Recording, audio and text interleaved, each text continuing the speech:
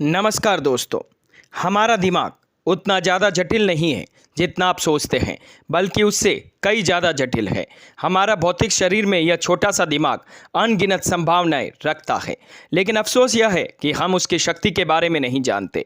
यह दिमाग चीज़ों को याद रखता है और घटनाओं को स्टोर करता है, लेकिन हम अपने दिमाग को अलग ही ढंग से इस्तेमाल करते हैं और इसकी क्षमताओं को खो देते हैं। चलिए बताइए, आपको कितने मोबाइल नंबर याद हैं?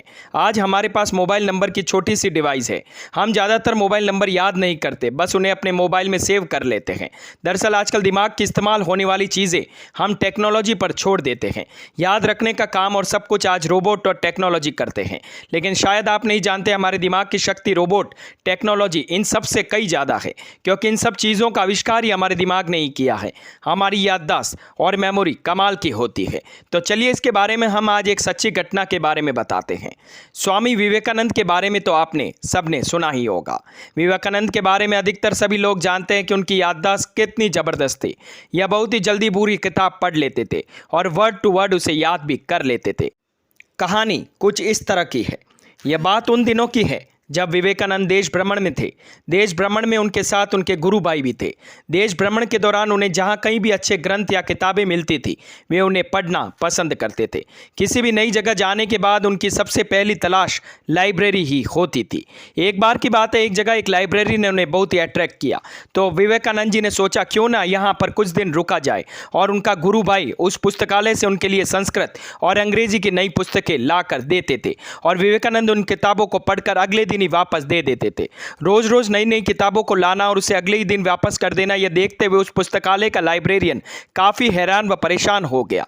उसने स्वामी जी के गुरु भाई से कहा, क्या तुम रोज नई पुस्तकें सिर्फ देखने के लिए ले जाते हो क्या? अगर आप सिर्फ देखना ही चाहते हो तो मैं आपको सारी किताबें यहीं दिखा देता हूँ। आप रोजाना किताबों का इतना वजन उठाते हैं और ले जाते हैं, फिर ला कर देते हैं, यह शोभा नहीं देता और मुझे भी अच्छा नहीं लगता। लाइब्रेरियन की इस बात पर स्वामी जी के गुरु भाई ने लाइब्रेरियन से सीरियसली एक बात कही, जैसा आप समझ रहे हैं वैसा कुछ भी नहीं है।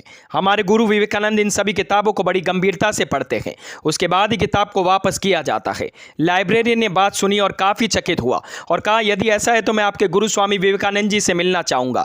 अगले दिन स्वामी जी की मीटिंग के दौरान उस लाइब्रेरियन के साथ हुई और स्वामी जी ने कहा, महाशय आप हैरान न हो, आपकी लाइब्रेरी से आई सारी किताबों को न केवल मैंने पढ़ा है, बल्कि वह सभी किताबें मुझे मुँह ज़बानी याद है। इतना कहते ही उन्होंने वापस की हुई किताब उस लाइब्रेरियन को थमाई और किताब में मौजूदा महत्वपूर्ण कंटेंट उस लाइब्रेरियन को मुंह जुबानी सुना दिए, और लाइब्रेरियन इसे देखकर चकित रह गया।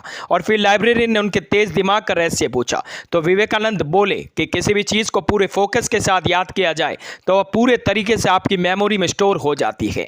आपका दिमाग चीज़ों को कभी नहीं भूलता। उसके लिए जरूरी है आपको अपने दिमाग की और मन की शक्ति को पहचानना, और यह शक्ति अभ्यास और ध्यान से आती है। और आप तो जानते ही होंगे कि विवेकानंद बहुत ध्यान करते थे। उन्हें जब भी समय मिलता था वह किताबें पढ़ते थे या बहुत ही गहरे ध्यान में होते थे। ऐसी एक दूसरी कहानी और भी है विवेकानंद जी के जीवन की। विवेकानंद जी भारत के पहले ऐसे योगी थे जो अमेरिका गए थे 1893 में। उन दिनों विवेकानंद जी ने एक क्रांति सी ला दी थी। एक बार की बात है, स्वामी विवेकानंद अमेरिका से लौटते समय वह एक जर्मन फिलोसोफर के पास मेहमान थे। भोजन के बाद वह एक स्टडी रूम में बैठकर चर्चा करने लग गए। वही मेज पर एक साथ 700 पेज की बड़ी किताब रखी हुई थी और वह फिलोसोफर उस किताब की बहुत ही बड़ाई कर रहा था। फिर विवेकानंद बोले, क्या आप मुझे ये किताब 1 घंटे के लिए दे सकते हैं? मैं देखना चाहता हूँ ऐसा इस किताब में क्या है जो ये फिलोसोफर हंसने लग गया और कहा, क्या आप इस किताब को 1 घंटे में पढ़ने वाले हैं? मैं तो इसको कई हफ्तों से पढ़ रहा हूं, लेकिन मैं इस किताब को समझ ही नहीं पा रहा हूं, क्योंकि ये बहुत ही जटिल है और वैसे भी ये किताब तो जर्मन भाषा में है। आपको तो ये भाषा आती भी नहीं है। इस 1 घंटे में आप क्या कर सकते हैं? फिर विवेकानंद जी ने कहा, आप जरा किताब तो दीजिए, किताब को देखकर बताता हूं कि क्या कर सकता हूं। फिर यह किताब उन्हें दे दी गई। उन्हें उस किताब को अपने दोनों हाथों के बीच में पकड़ा और फिर आंखें बंद करके बैठ गए। और फिर 1 घंटे बाद किताब को वापस करते हुए स्वामी विवेकानंद जी ने कहा कि इस किताब में इतना कुछ खास नहीं है। तो उस आदमी को लगा विवेकानंद जी के घमंड की तो हद ही हो गई। आपने उस किताब को खोला तक नहीं और आप उस किताब के बारे में कमेंट कर रहे हैं, जबकि आपको तो यह भाषा आती भी नहीं है। और वह आदमी बुरी तरह से उन पर चिढ़ गया। वह किस तरह की बकवास कर रहा है। वीर विवेकानंद जी बोले, आप मुझसे किताब के बारे में कुछ भी पूछ लीजिए और मैं आपको वह बताऊंगा। फिर उस आदमी ने पूछा कि पेज नंबर 633 में क्या लिखा है। तो फिर स्वामी विवेकानंद जी ने किताब में लिखा एक एक शब्द बिल्कुल वैसा ही बता दिया। मतलब आप सिर्फ पेज का नंबर बोलिए, उस पेज पर लिखी एक एक बात को मैं वर्ड टू वर्ड बता दूंगा। तो इस तरह थी विवेकानंद जी के दिमाग की क्षमता, उनके बोध की शक्ति।